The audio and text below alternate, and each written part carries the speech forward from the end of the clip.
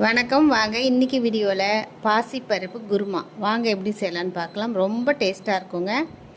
இட்லி, தோசை, பூரிக்கு சாப்பிட்லாம், ஆப்பத்துக்கு சாப்பிட்லாம், இடியாப்பத்துக்கு சாப்பிட்லாம், எல்லாத்துக்குமே நீங்கள் செஞ்சு சாப்பிட்லாம். ரொம்ப ஈஸி. வாங்க எப்படி செய்யலான்னு பார்க்கலாம். ஒரு கப் அளவுக்கு பாசிப்பருப்பை கழுவிட்டு நான் தண்ணி கொஞ்சமாக விட்டுருக்கேன். அதில் பார்த்திங்கன்னா வெங்காயம், தக்காளி, பூண்டு, பச்சை மிளகாய் எல்லாத்தையும் சேர்த்துக்கோங்க. முழுகிற அளவுக்கு தண்ணி வச்சுருக்கேன். இப்போ திரும்பி நான் தண்ணி சேர்ப்பேன். இப்போ கொஞ்சம் மஞ்சள் பொடி சேர்த்துக்கிட்டோம். அதுக்கப்புறம் குழம்பு மிளகாய்த்தூள், அதாவது சாம்பார் பொடி, அதையும் சேர்த்துக்கிட்டு தேவையான அளவு உப்பு சேர்த்துக்கோங்க. நல்லா மிக்ஸ் பண்ணிக்கோங்க.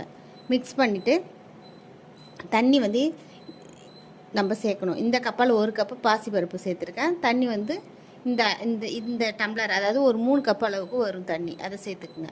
சேர்த்துட்டு நல்லா ஒரு 4-5 விசில் விட்டு இறக்கிக்கோங்க. அவ்வளோதான். அதுக்கப்புறம் பார்த்திங்கன்னா தேங்காய் பத்தை கட் பண்ணி சேர்த்துருக்கேன். பெருஞ்சீரகம் 1 ஸ்பூன் சேர்த்துக்கோங்க. அதை நல்லா மழை அரைச்சிக்கோங்க. அதுக்கப்புறம் பார்த்திங்கன்னா பாசிப்பருப்பு நல்லா வெந்துடுச்சு, குழைய நல்லா கடைஞ்சி வச்சுக்கோங்க. இப்போ அரைச்ச பேஸ்ட்டை இது கூட சேர்த்துக்கோங்க.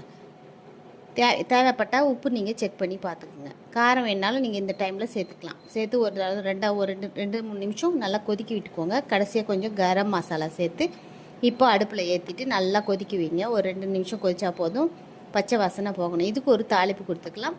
பட்டை, கிராம்பு, ஏலக்காய், பிரிஞ்சி இலை சேர்த்து தாளிச்சிக்க வேண்டியதாங்க. கடைசியாக கொத்தமல்லி சேர்த்துக்கோங்க. தேவைப்பட்டால் கருவேப்பிலையும் சேர்த்துக்கலாம். நம்ம தாளிச்சதை இது கூட சேர்த்தாச்சு. சூப்பரான ஒரு குருமா ரெடி. கமன்னு வாசனையாக இருக்கும். ட்ரை பண்ணி பார்த்துட்டு எப்படி இருக்குன்னு சொல்லுங்கள். இந்த வீடியோ பிடிச்சிருந்தனா லைக் பண்ணுங்கள், ஷேர் பண்ணுங்கள், கமெண்ட் பண்ணுங்கள். மறக்காமல் சப்ஸ்கிரைப் பண்ணுங்கள். நன்றி. இன்னொரு வீடியோவில் பார்க்கலாம்.